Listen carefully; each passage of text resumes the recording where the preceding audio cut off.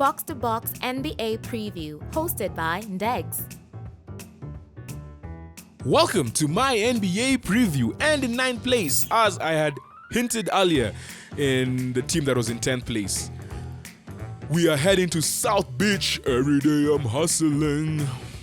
I think every team I'm just gonna try and see who's like the most popular rapper or my favorite rapper that comes from that area. Obviously Miami,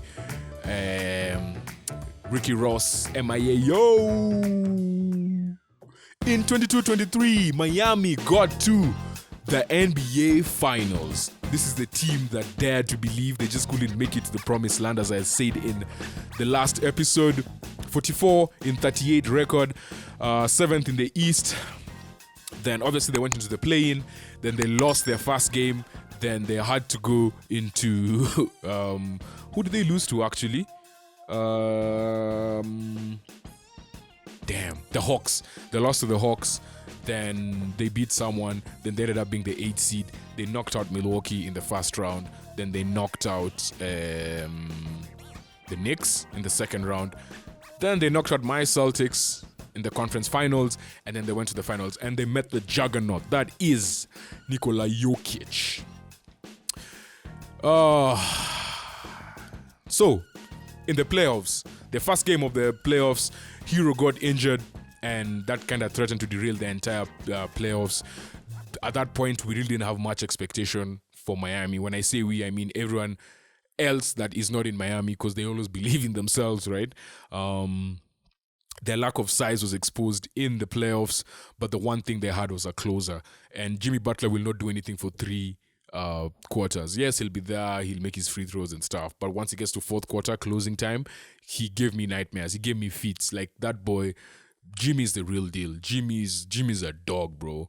Like, he's something else. So yeah, obviously they lost the Nuggets in 5 games. Last season was the second finals appearance in 4 years. Obviously they lost to the Lakers in the bubble as well. They struggled to shoot all season. They were bottom 10 in effective field goal percentage.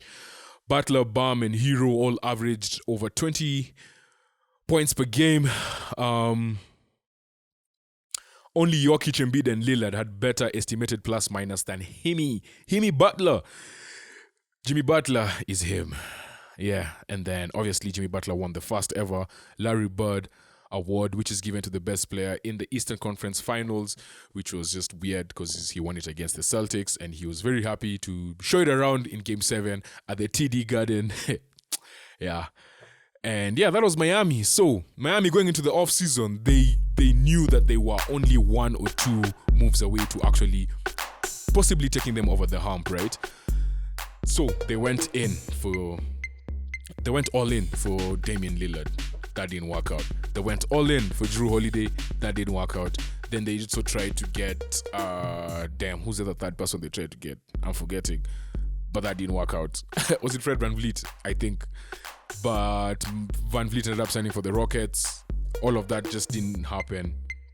What they managed to get was Josh Richardson, Thomas Bryant, who just gives them more size, the former Laker, and Jaime Jaquez Jr., who is just a beast. Like, he is just a pest. He is just gritty, grimy, can shoot threes, but he will fight. Like, and he just fits the Miami DNA, you know.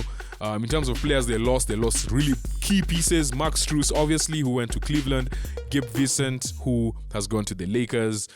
Victor Oladipo, who didn't really do much because injuries, you know. Really sad career. Like towards the end of his career, like when he started off at Orlando, he was special. Then obviously, finally, UD retired, Udonis Haslem, and they gave him a job as a senior something in the Miami Heat. Shout out to UD for being in the NBA for all those years. Like, ever since I watching the NBA, Udonis Haslem has been there. Like, and there's been seasons where he just doesn't play. The guy is just an enforcer on the bench, right? He's like a cult hero. Definitely someone whose banner is gonna go up. Has won 3 titles with the Heat. 2 when LeBron was there with Bosh. Then that amazing one in 2006 with Shaq and Wade, Dwayne Wade, right? A proper servant of Miami. Then someone who I also thought was really good in the rotation, Omer Yurtseven, who has gone to, I think, the Jazz, if I'm not wrong. I think it's the Jazz.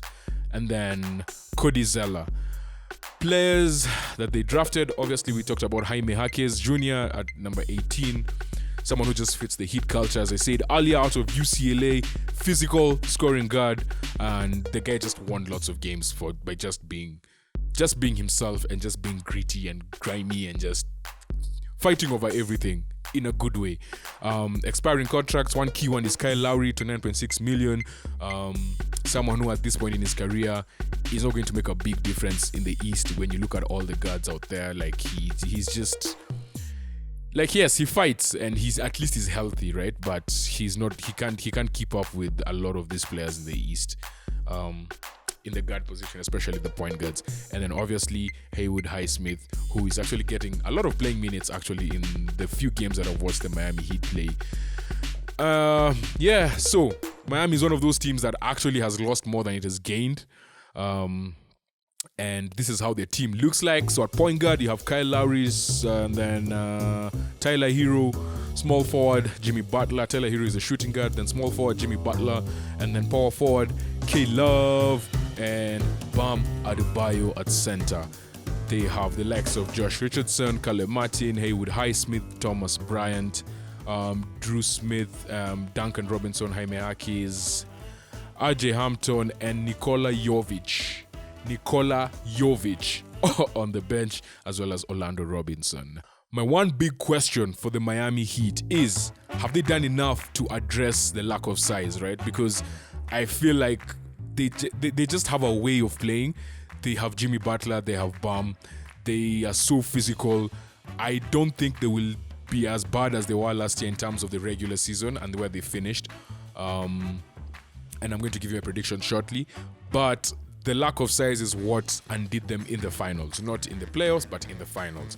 I still feel like this team, they will always find someone who will just come out of nowhere.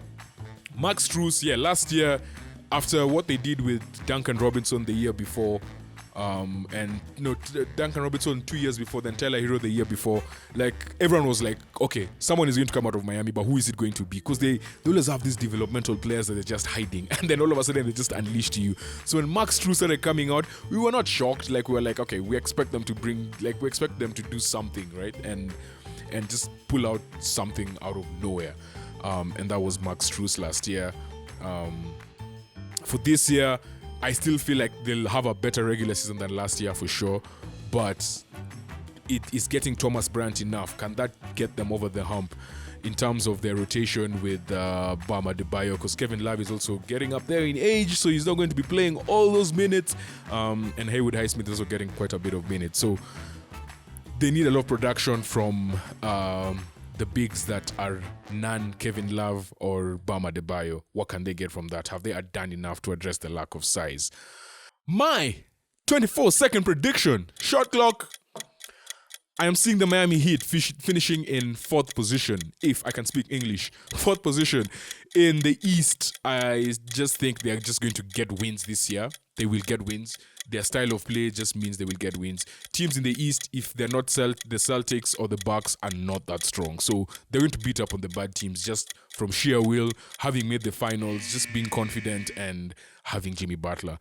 I think they will finish 4th in the East. I see them getting about 48 to 50 wins. And when it comes to the playoffs, because this is what Miami is about, they will probably make the second round. Whoever they get in the first round, they will beat. If it's going to be the Cavs, I think they will beat the Cavs. But second round is going to be tricky because these other teams have really strengthened, and it's either going to be between the Sixers, Celtics, or the Bucks. So, yeah, I just think. But if they make the finals, I won't even be surprised because it's Miami, right?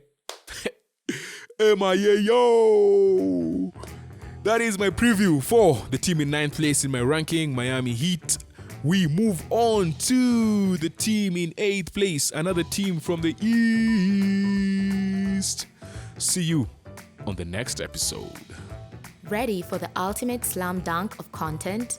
Don't miss out on any of our NBA previews. Hit subscribe and be the MVP of your basketball knowledge game.